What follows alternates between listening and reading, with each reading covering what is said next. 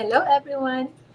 Ako po si Dr. Josephine Grace Rojo, isang doktor at mas pipiliin ko ang kumain ng karne kesa sa gulay at yun po ang pag-uusapan natin today kung bakit mas pipiliin ko yung meat kesa vegetables. So, let's check first if hindi nag-feedback yung audio natin while I prepare our materials for our cooking today. So, magluluto tayo while at the same time, magluluto tayo while at the same time magpapantuhan when it comes to our food intake, which is mostly mas marami yung karne kesa sa gulay.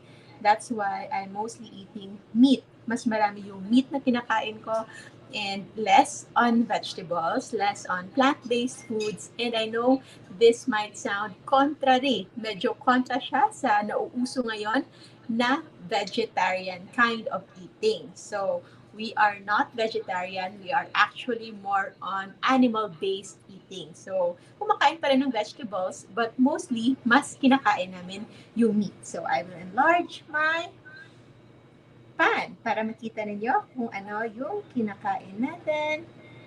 And, okay, sige, tingnan natin. And I have two kinds of meat here.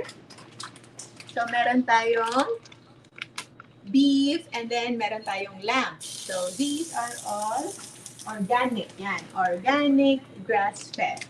Naubusan tayo ng pork. So, this is our go-to food na next sa pork. So, as you can see, puro meat yung kinakain natin dito. And, wow. Yan yung ating first slab of meat. Very good. Dahil magluluto tayo at magpaprentuhan at the same time. So, as usual, ang pinaka-paborito nating condiment would just be plain salt and also just pepper, black pepper, and para mas malinamnam, we already have coriander powder, and meron din tayong toasted garlic. Napaubos na. So, these are homemade toasted garlic. So, we will put our sauce here. So, hindi na kailangan ng oil, no? Last time merong oil, that was left over from ating previous na niluluto. So, since toasted na yung garlic natin, we will put it in the last part na. Kapag luto na silang lahat. And hello everyone! Okay, sige. Medyo, yung audio natin, we will try to improve it. We will see. Yan, para wala kayong ma-miss sa ating mga chikahan. So, that's our, so, yan na yung ating pinaka-food there. At mag-usapan natin yung ating topic, which is bakit mas kumakain ako ng karne kesa sa gulay. And this is because ang karne po or red meat ay hindi talaga masama sa ating katawan.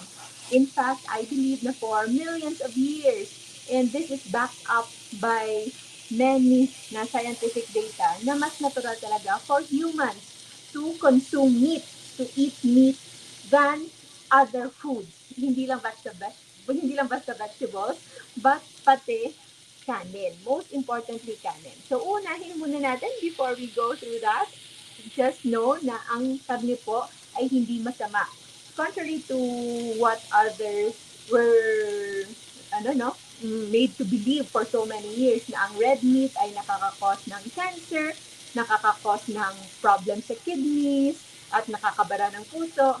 Mga studies ngayon na hindi biased na mga studies, nakita nila na ito pala ay hindi totoo. So, hindi ito ay totoo because those studies na nagsasabing meron silang link sa mga sakit na yon ay actually very flawed. Marami silang mga other factors na hindi na-consider. So, say for example, cigarette smoking ng population na yon, intake of other inflammatory foods, paggamit ng mga seed oils, pagkain ng mga pagkaing matataas sa inflammatory ingredients, most importantly, yung mataas sa sugar and carbs. Kumakain sila ng karne, yet at the same time, kumakain din sila ng maraming pagkain na nakapag-spike ng kanilang insulin at nakakapagpataas ng kanilang blood sugar. And it actually just complicates.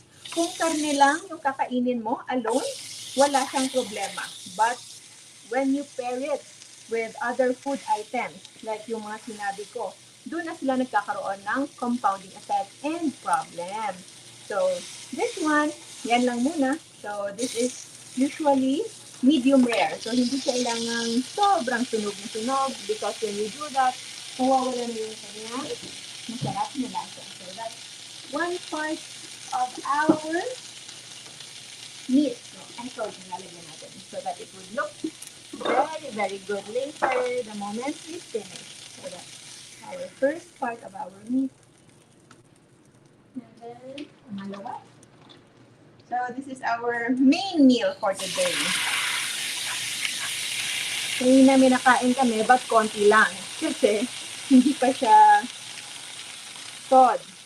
Galing pa siya freezer. It's still frozen.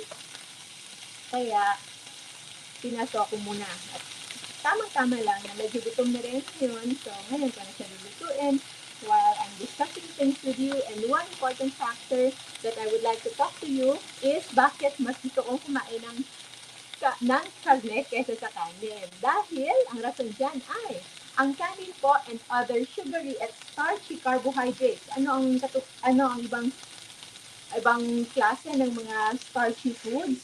So, hindi lang rice, hindi lang kanin. In other cultures, it can be patatas, it can be bread, it can be pasta. So, those are still carbohydrates, okay?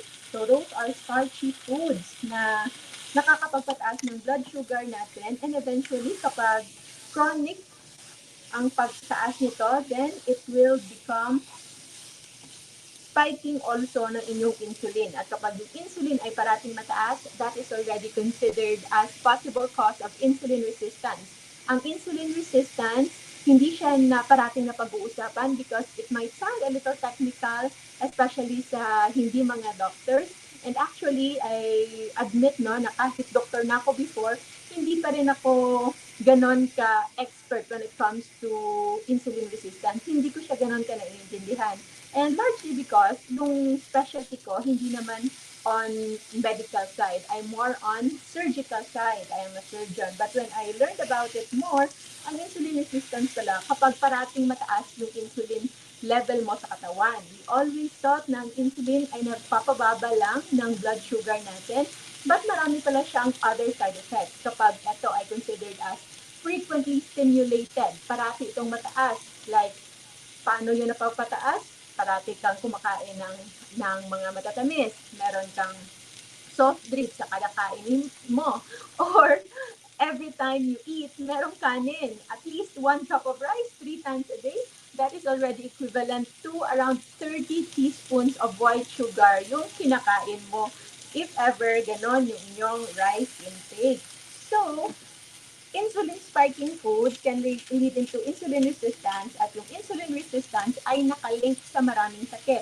Obesity, fatty liver, pagkaroon ng PCOS sa mga babae, pagkakaroon ng dyslipidemia or abnormal na pagtaas ng mga unhealthy bad cholesterol sa katawan, and of course, certain cancers and tumors. Kasi hindi naman lahat ng tao ay tumataba. And hindi rin, mali din po yung iniisip na yung ating pagkain ng taba ay siya ang nakakataba. No, it's actually more than that. There's also a reason why hindi effective yung counting calories in many people. Yes, for a little few, for some, for a fraction ng population na mahilig sa calorie counting, it can be effective. But I think that can just be reserved for those people who are very disciplined, very physically active. At yun talaga, very, very consistent. But I don't think they can do calorie counting all their lives. But the majority of public talaga ay walang panahon para magbilang ng kanilang kinakain. They just eat until they are satisfied. And that's one of the major difference between eating karne and eating kanin. Kapag kumain ka ng karne, hindi ka makakaubos ng marami. Like this one, if this whole steak ay kakainin mo, one is already enough. Mabubusog ka na. Pero kapag ito ay ipapagpares mo sa kanin and other carbs, makikita mo na mas marami yung iyong makakain. So, that actually has something to do with satiety or satisfaction. So, the more you eat meat, which is composed of proteins and healthy fats, ay actually mas hindi ka madaling magugutom. And I know there is a question na gustong mag-carnivore kasi knowledgeable na yung mga low carbers natin, no? Gusto rin nilang mag-carnivore, gusto nilang mag-animal-based diet, pero hindi daw mura. Medyo may kamahalan. So yes, may kamahalan if ganitong karne yung kakainin mo araw-araw, but if you will eat the more affordable kind of meat, ay mas mura pa rin ang low carb. And mind you, hindi ito araw-araw na ito yung kinakain namin. Mostly, yung regular meat and pork lang. So this one ay lamb. So yung lamb is another red meat na marami rin yung taba. So, gano'n lang siyang amoy na medyo distinct. But I learned to accept it na. So, hindi ko rin maalala kung when was the last time na nag-lamb kami. So, this is actually not a common day na pagkain. But I will just show you na it is possible. So, kung wala namang budget for like expensive meat, galunggong, tulingan, di ba? So, isda, all of those are actually good sources of meat. So, yan, para mga hatching na ko dahil sa ating salt and pepper. So, this one is still half cooked. Niluluto ko lang muna yung labas nila. And later, that's the time that we will add na our garlic, toasted garlic, para sa ating final na lasa. So, ang kanin and other sugary and starchy carbs ay maraming side effects. So, yung side effects nila usually nanggagaling sa pagtaas ng insulin sa katawan. Ito yung rason na kung bakit hindi na kayo kumakain ng karne kahit pa nag-a-avoid kayo ng taba ng baboy, ng taba ng baka. Pero kung titingnan niyo ang inyong levels of triglycerides or cholesterol ay mataas pa rin at meron pa rin fatty liver. So, eating meat, no? Eating saturated fat, coconut oil, taba ng baboy, that's what we call lard, or taba ng baka, these are actually all okay. Yung pinaka-importante, huwag sila ipagsabay sa mga pagkain nakakapagpataas ng insulin. Bakit? Ang effect po ng insulin ay ititigil niya ang normal and natural fat burning process ng katawan. Kung walang mataas na insulin, yung katawan natin will naturally go into fatty acid oxidation. At ano ang ibig sabihin ng fatty acid oxidation? It is the process na ang ating taba ay matutunaw lang at gagamitin ito for energy. And what's nice when you have fatty acid oxidation ay ang blood glucose level ninyo ay stable. Bakit siya stable? Because your body will be fueling or naka-fuel siya sa naka-fuel siya sa ating fats or ketones. So, hindi masyadong magagamit yung glucose. Kapag hindi masyadong nagagamit yung glucose, ano yung mangyayari? It remains stable at ang glucose level natin sa katawan is one of our primary drivers of hunger, ng gutom. So, kapag stable yung blood sugar mo, kahit pa 6 na oras na, 8 oras na, 10 hours na, or even sometimes 20 hours na, hindi ka pa rin gutom because your body is fueling on ketones. Hindi na kakaroon ng unstable or low blood glucose kasi nga yung katawan ay nagiging sanay na sa paggamit ng taba as source of energy.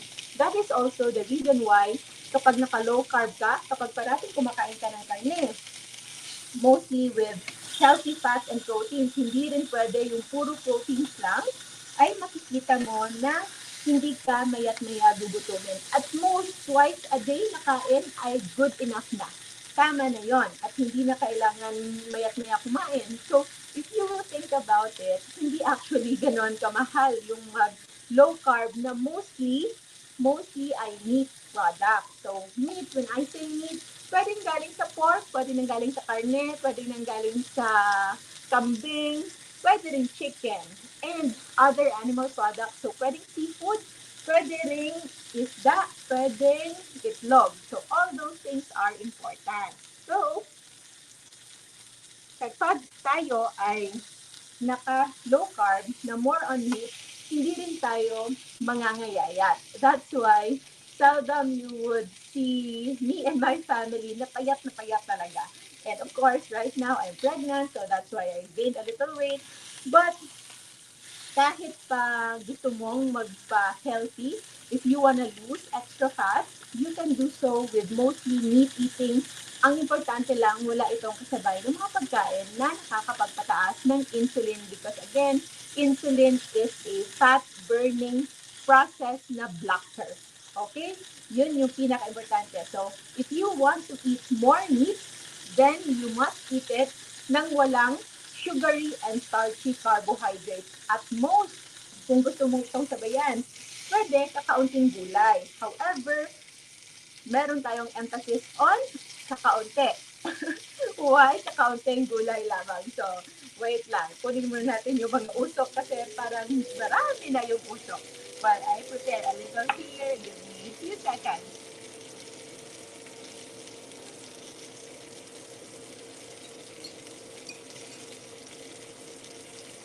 Para mawala muna yung usok. And then, yan.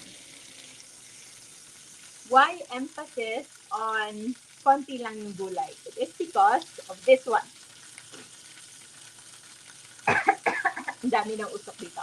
So, hindi lahat ay tolerant sa gulay kahit low carb pa ito. So, kunin ko lang yung usok baka kasi mag-fire alarm dito dahil baka maano yung smoke alarm at sobrang daming usok. So, hindi lahat ay tolerant sa gulay kahit low carb pa yan. Bakit? Yung mga gulay po, meron silang mga chemical sa kanilang mga branches and leaves that will serve them protection. Kasi lahat ng living organism sa mundo, meron talagang defense mechanism sa kanilang katawan. So, ang mga buhay na tumatakbo ay nakakatakbo. Yung mga isda, nakakalangoy. Lahat ng mga birds, nakakalipad. Yung baboy, baka, ay pwede ring tumakbo. Those are their defenses para hindi sila parating makain ng mga predators like us, humans. However, yung gulay, wala silang kakayahan na tumakbo. They are just situated sa soil na hindi sila makaka-escape in case meron silang maraming predator. So, yung ginawa ng nature dito is binigyan sila ng mga phytotoxins or mga toxins na inherent sa mga gulay lamang. And these toxins are sometimes they can be considered as antioxidants kasi para silang nagbibigay ng exercise sa ating katawan. But if you eat a lot of it, they're actually considered as phytotoxins and anti-nutrients. It's either nagkakaroon sila ng effect sa katawan natin that will serve as poison over time, long term, is sobra-sobra, or they can also serve to inhibit yung pag-absorb ng other nutrients sa ating pagkain. So, when you eat vegetables all the time, okay?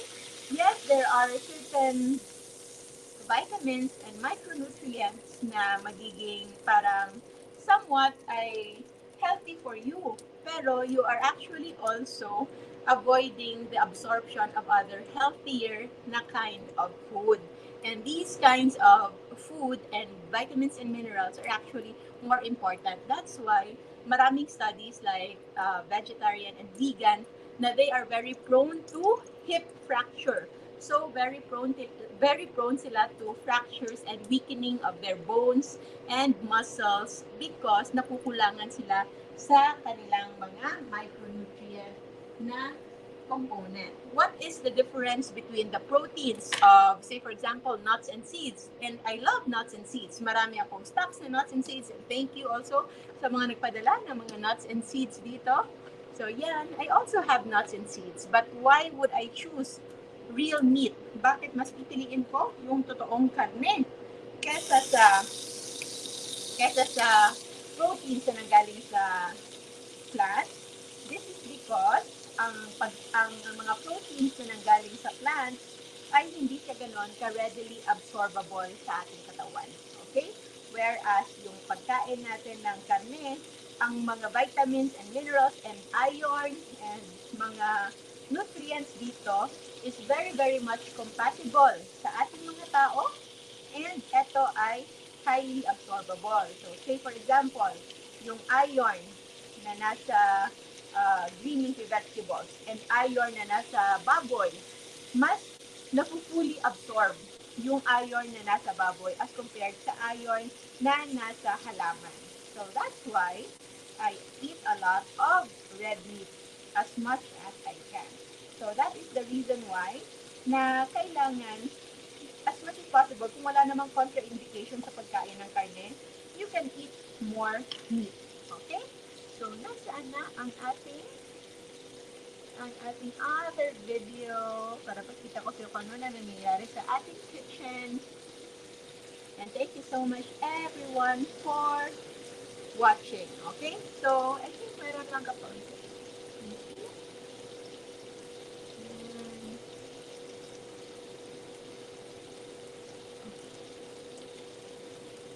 And then our two.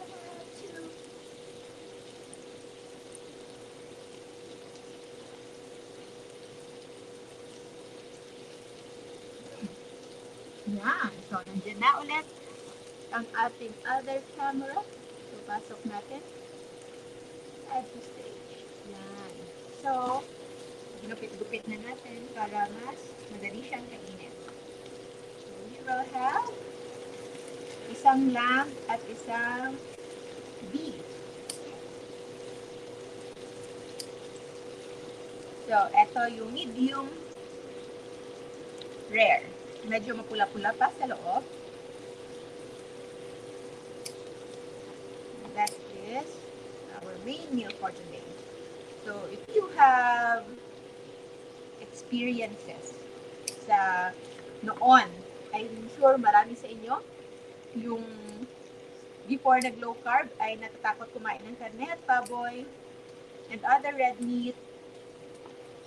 Pero ngayon, na kumakain na kayo ng karne, makikita nyo actually na mas maganda yung takbo ng inyong kalusugan, ng inyong pangangatawan.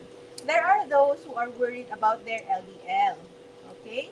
So, LDL in low carb, tumataas talaga. Especially if you're eating a lot of saturated fats like this one. Yung isang way for you to not really worry is kung meron kayong CAC score. So, yung coronary artery calcium score, na ito talaga yung tawag natin objective way kung meron ba kayong risk of heart attacks or pagbabara ng dugo.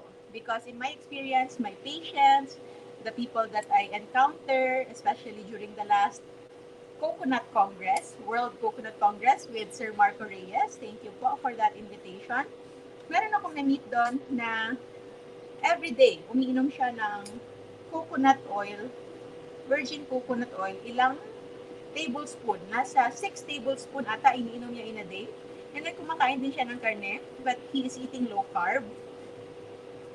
And yung kanyang CAC score ay, alam niyo ba kung gano'n kalaki, gano'n kataas? It's 0. So 0 yung kanyang calcium score. Ibig sabihin, halos practically wala siyang risk of developing heart attack anytime soon kahit medyo mataas yung LDL. So, it's not always synonymous. So, that's the most objective part. If hindi naman, meron namang other measures for that one. Okay?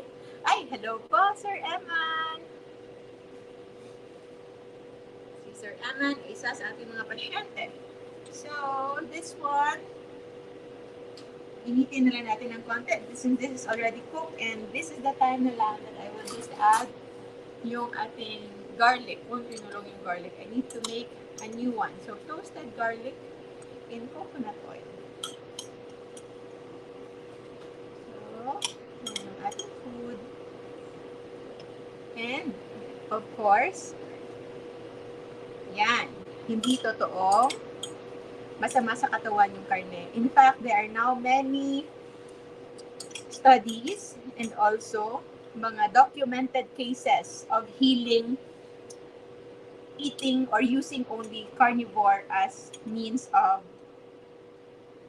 management, especially sa mga autoimmune disease, yung merong mga skin problems, merong mga severe na mga problema sa inyong immune system na kahit anong gamot na, anong steroids na, ay hindi pa rin naayos.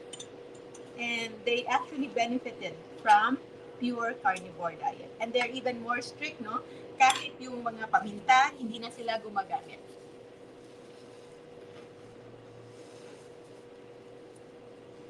So, this is our food. Initin na natin ng konti while we are also waiting here. So, maraming salamat guys for watching. CAC score, coronary artery calcium score, CAC scan. So, not all diagnostics meron yan. Mostly sa mga hospital siya nakikita. Okay? So, LDL alone, dapat hindi lang yon yung basihan nyo na kayo ay matatakot na agad. Okay? So, to top this, ano pang i-add natin? This is just garlic bits. Meron po akong pangalawa dito.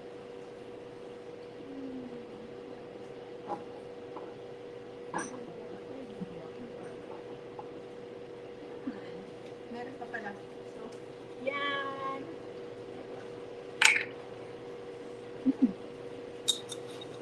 Additional garlic bits. Ako lang gumawa niyan. So, there was a time na bumili ako ng maraming garlic na parang masisira na. So, I decided to toast it. I think this is one of our most favorite na condiment. So, if not animal fat, the next best fat that you can also use would be coconut oil. So, these are coconut oil. And I think that's it. We're ready now for our food.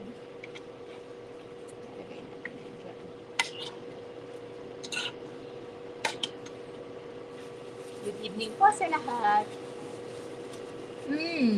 So, meron din si Michelle, no? Meron siya, yung iba, tama ba? Hindi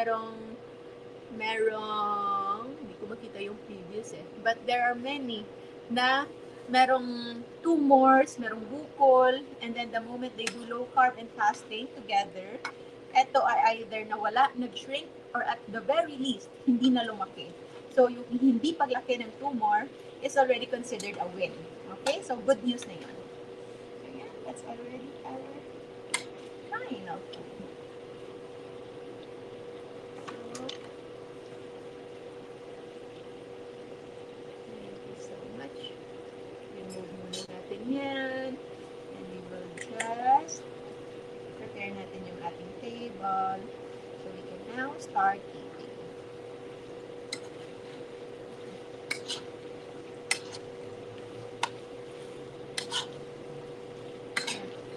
Tamang-tama lang.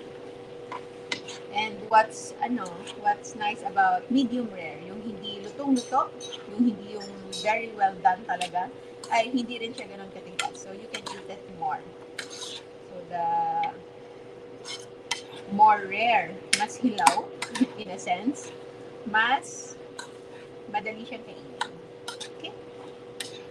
So yeah, it's our food.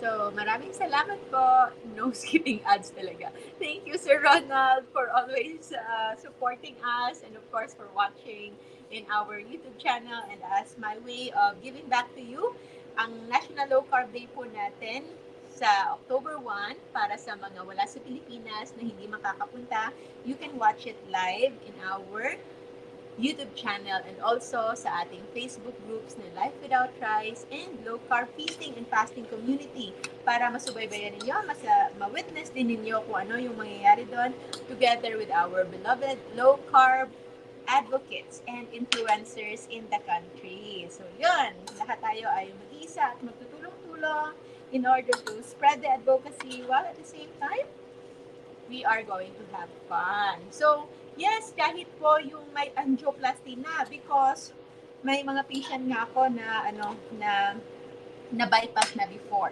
And if they are still afraid of eating meat. Pero kung isipin mo, kung tatanungin mo sila, ano ba yung pinagkakakain nila before bago sila nagkaroon ng pagbara sa kanilang puso? And most of them, yes, they eat carb, they eat karne, they eat meat, but mas marami yung kanilang kinakain na carbohydrates, processed foods, and of course, mga inflammatory na seed oil. So, if there's number one that you need to correct sa inyong pantry would be your cooking oil. Itapon na yung lahat ng mga seed oils, factory-made oils, canola oil, kung ano-ano pang mga rice bran oil, and other na mga processed oil like soybean oil. So all of those are not going to help you, because based on research, they will actually generate more trans fats and toxic kind of fats kapag sila ay naluluto na. Whereas the saturated fats na natural, coconut oil, taba ng baboy, taba ng baka, they can actually tolerate more heat as compared to others. Okay? So, organic pork, tatanong si Victor kung kailangan ba talaga organic pork. As much as I want to say yes, kahit ako nahihirapan din maghanap kung saan ako makakahanap ng organic pork. So, I keep it simple. I keep it very simple, and also simple and practical. So, sa any reputable lang na mga grocery stores, at least alam mo lang yung malinis yung source ng karne na yon, and then that's already good to go. And that's also the reason why we don't just do low carb, we do low carb together with fasting. Kasi kung ano man yung mga extra na mga maliliit na mga chemical, or may kung anong mga impurities na nandyan, it can be corrected with fasting. Okay? And fasting, you also don't need to force it. Kapag kayo ay fat adapted na at yung katawan ninyo ay sanay na sa pagkain ng tamang pagkain, you will see that it is just going to fast on its own. Magiging natural yung fasting ng ating katawan whenever we go into low carb. So, maraming salamat everyone. I think that's it, no? I think yun na yung ating topic for today, for you to no longer be afraid of meat, but watch out kung ano yung kinakain nyo together with meat. Okay? So congratulations, Victoria, for starting your life without rice. So I hope you will be very successful sa iyong journey. Okay? So how about Minola together with other na mga brands of coconut oil dito sa Pilipinas? Those are all okay sources. Okay? So, gusto ko sanang gamitin yung ating board, kaya lang medyo oily. So, to save, usually, we serve the food diretso na. So, direct na from the skillet. Or saan natin niluluto. Lagyan na natin ng protection yung ating table para huwag masunog. And then, eat it straight. Eat straight na from the cooking, from the frying pan. Okay? So, prepare muna natin a little, and I will show you before we leave. And before we say goodbye. Tissue lang.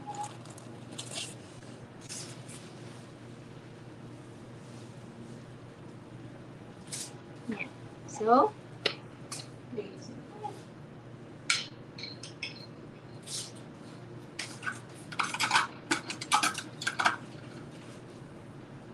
And my... Yan, ito yung aking apron na fully carnivore, chicken, pork, and beef. And that's it. Thank you so much po.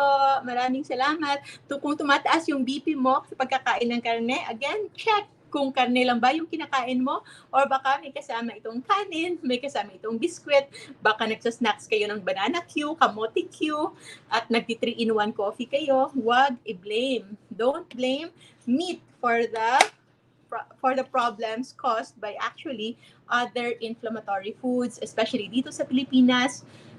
Very common yung pagkain ng only rice kasama yung pagkain ng karne. Isang chicken lang, meron kasamang only rice. So, isang bulalo lang, ipag-share ng buong pamilya at sobrang daming rice. So, try to check if tumataas yung BP ninyo. It's usually not because of the meat, but because kung ano yung kinakain nyo together with meat. But with just salt and pepper or meat alone, usually it's not the case. Marami na ngayong mga hypertensive noon na na-win na. Wala na silang iniinom na gamot dahil sa pagkain nila ng tama. So, they enjoy meat now more than ever and still enjoying better health with lesser or no medications. Of course, it is important to do it the guided way. If meron kayong consultation, if you can book consultation with our low-carb doctors or your trusted physician, make sure lang na you know what to do whenever you do low-carb, and if kayo ay may maintenance na niya. To help you with your